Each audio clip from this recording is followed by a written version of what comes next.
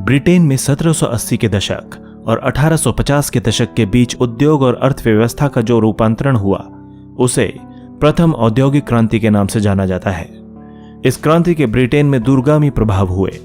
बाद में यूरोप के अन्य देशों और संयुक्त राज्य अमेरिका में भी ऐसे ही परिवर्तन हुए और इन परिवर्तनों का उन देशों तथा शेष विश्व के समाज और अर्थव्यवस्था पर भी काफी प्रभाव पड़ा। ब्रिटेन में औद्योगिक विकास का यह चरण नई मशीनों और तकनीकियों से गहराई से जुड़ा है।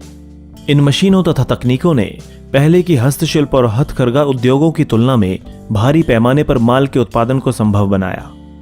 ब्रिटेन के उद्योगों में शक्ति के एक नए स्रोत के रूप में भाप का व्यापक रूप से प्रयोग होने लगा था। इसके प्रयोग से जहाजों और रेलगाड़ियों द्वारा परिवहन की गति और अधिक तेज हो गई।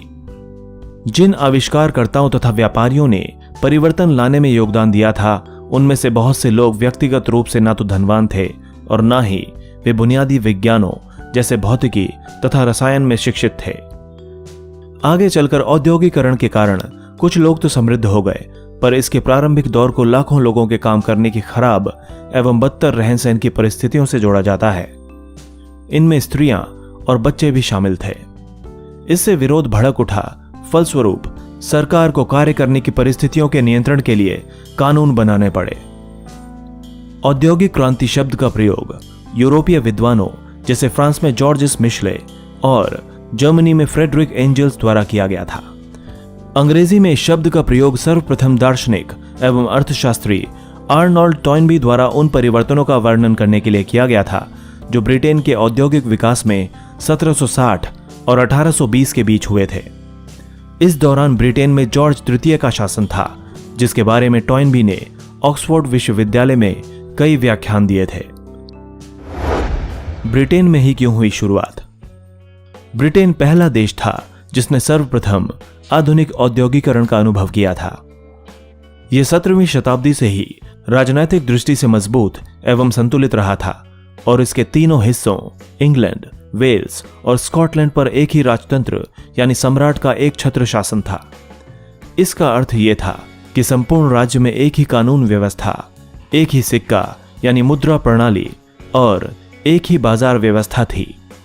इस बाजार व्यवस्था में स्थानीय प्राधिकरणों का कोई हस्तक्षेप नहीं था, यानी वे अपने इलाके से होकर गुजरने वाले माल पर कोई कर नहीं लगा सकते थे, जिससे कि उसकी कीमत बढ़ जाती। 17वीं शताब्दी के अंत तक आते आते मुद्रा का प्रयोग विनिमय यानी आदान प्रदान के माध्यम के रूप में व्यापक रूप से होने लगा था।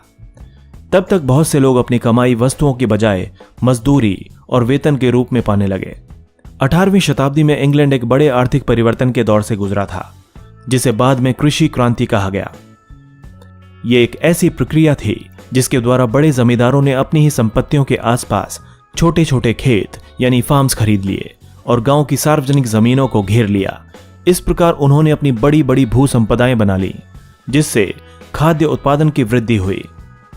इससे भूमिहीन किसानों और गांव की सार्वजनिक जमीनों पर अपने पशु चराने वाले चरवाहों एवं पशुपालकों को कहीं और काम धंधा तलाशने के लिए मजबूर होना पड़ा। उनमें से अधिकांश लोग आसपास के शहरों में चले गए। 18वीं शताब्दी से यूरोप के बहुत से शहर क्षेत्रफल और आबादी दोनों ही दृष्टियों से बढ़ने लगे। यूरोप के जिन 19 शहरों की आबादी 1750 से 1800 के बीच दोगुनी हो गई थी, उनमें से 11 ब्रिटेन में थे। इन 11 शहरों में लंदन सबसे बड़ा था, जो देश के बाजारों का केंद्र था। बाकी बड़े बड़े शहर भी लंदन के आसपास ही स्थित थे। लंदन ने संपूर्ण विश्व में एक महत्वपूर्ण स्थान प्राप्त कर लिया था। 18वीं शताब्दी तक आते आते भूमंडलीय व्यापार का केंद्र इटली तथा फ्रांस के बंदरगाह से हटकर हॉलैंड और ब्रिटेन के अटलांटिक बंदरगाहों पर आ गया था। लंदन ने संपूर्ण विश्व में भी एक महत्वपूर्ण स्थान प्राप्त कर लिया था। साथ ही लंदन इंग्लैंड, अफ्रीका और वेस्ट इंडीज के बीच स्थापित त्रिकोणीय व्यापार का केंद्र भी बन गया। अमेरिका और एशिया में व्यापार करने वाली कंपनियों के कार्यालय भी लंदन में ही थे। इंग्लैंड में विभिन्न बाजारों के बीच माल की आवाजाही प्रमुख रूप से नदी मार्ग से और समुद्री तट की सुरक्षित खाड़ियों में पानी के जहाजों से होती थी। रेल मार्ग का प्रसार होने तक जल मार्गों का परिवहन स्थल मार्गों की तुलना में सस्ता पड़ता था। 1780 के दशक से 1850 के दशक तक ब्रिटेन में जो औद्योगिकरण हुआ, उसके कुछ कारण हम आपको बता चुके हैं। जैसे गांव से आए अनेक गरीब लोग नगरों में काम करने के लिए उपलब्ध हो गए। बड़े बड़े उद्योग धंधे स्थापित करने के लिए आवश्यक ऋण राशि उपलब्ध कराने के लिए बैंक भी मौजूद थे और परिवहन के लिए एक अच्छी व्यवस्था उपलब्ध थी। 18वीं शताब्दी में कुल मिलाकर जो 26,000 आविष्कार हुए, उनमें से आधे से अधिक आविष्कार 1782 से 1800 तक की अवधि में हुए थे। इन आविष्कारों के कारण अनेक परिवर्तन हुए। कोयला और लोहा। इंग्लैंड इस मामले में सौभाग्यशाली था कि वहां मशीनीकरण में काम आने वाली मुख्य सामग्रियां कोयला और लौह अयस्क बहुतायत में मौजूद थे। इसके अलावा वहां उद्योग में काम आने वाले अन्य खनिज जैसे सीसा, तांबा और टिन भी खूब मिलते थे।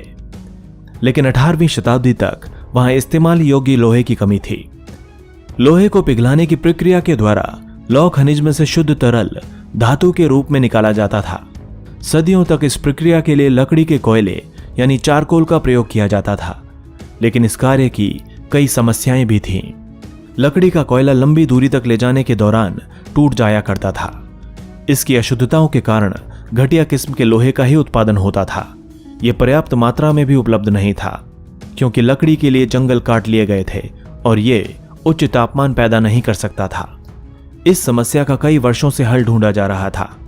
अंततः श्रोपशायर के एक डर्बी परिवार ने, जो लोहे का एक्सपर्ट था, इस समस्या का हल निकाल लिया।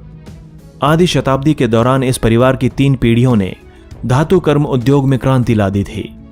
इस क्रांति का प्रारंभ 1709 में प्रथम अब्राहम डर्बी द्वारा किए गए आविष्कार से हुआ। यह धमन भट्टी यानी ब्लास्ट फ्यूरेंस का आविष्कार था, जिसमें सर्वप्रथम कोक का इस्तेमाल किया गया था। कोक में उच्च ताप उत्पन्न करने की शक्ति थी और वह पत्थर के कोयले से गंध तथा अपद्रव्य निकालकर तैयार किया जाता था। इस आविष्कार के बाद भट्टियों और लकड़ी के कोयले पर निर्भर नहीं रहना पड़ा। इन भट्टियों से जो पिघला हुआ लोहा निकलता था, उससे पहले की अपेक्षा अधिक बढ़िया और लंबी ढलाई की जा सकती थी। इसके बाद ब्रिटेन के लौह उद्योग ने 1800 से 1830 के दौरान अपने उत्पादन को 4 गुना बढ़ा लिया और उसका उत्पादन पूरे यूरोप में सबसे सस्ता था। 1820 में 1 टन ढलवा लोहा बनाने के लिए 8 टन कोयले की जरूरत होती थी, लेकिन 1850 तक आते आते यह मात्रा घट गई और केवल 2 टन कोयले से ही 1 टन ढलवा लोहा बनाया जाने लगा।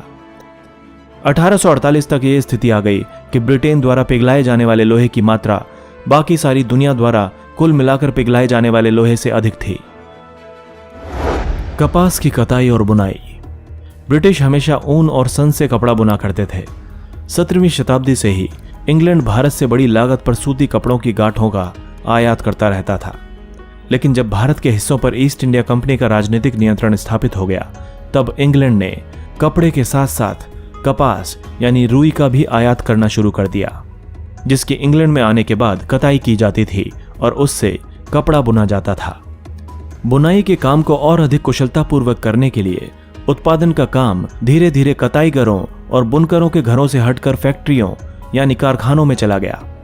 1780 के दशक से कपास उद्योग कई रूपों में ब्रिटिश औद्योगिकरण का प्रतीक बन गया। इस उद्योग की 2 प्रमुख विशेषताएं थीं, जो अन्य उद्योगों में भी दिखाई देती थीं। कच्चे माल के रूप में आवश्यक कपास संपूर्ण रूप से आयात करना पड़ता था और जब उससे कपड़ा तैयार हो जाता था तो उसका अधिकांश भाग बाहर निर्यात के लिए भेजा जाता था।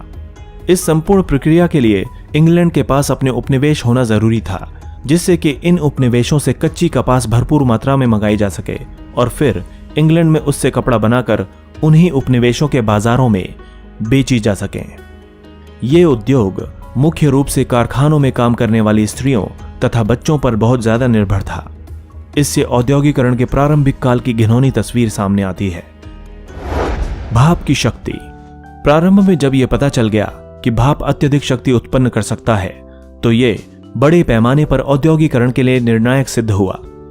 भाप की शक्ति का इस्तेमाल सर्वप्रथम खनन उद्योगों में किया गया। जब कोयले और धातुओं की मांग बढ़ी तो उन्हें और भी अधिक गहरी खानों में से निकालने के प्रयासों में तेजी आई। उस समय खानों में अचानक पानी भर जाना भी एक गंभीर समस्या थी। थॉमस सेवरी ने खानों से पानी बाहर निकालने के लिए 1698 में माइनस फ्रेंड नामक एक भाप के इंजन का मॉडल बनाया। भाप का एक और इंजन 1712 में थॉमस न्यूकॉमन द्वारा बनाया गया। इसमें सबसे बड़ी कमी यह थी कि कंडेंसिंग सिलेंडर के लगातार ठंडा होते रहने से इसकी ऊर्जा खत्म होती रहती थी। भाप के इंजन का इस्तेमाल 1769 तक केवल कोयले की खानों में ही होता रहा, लेकिन जेम्स वॉट ने इसका एक और प्रयोग खोज निकाला।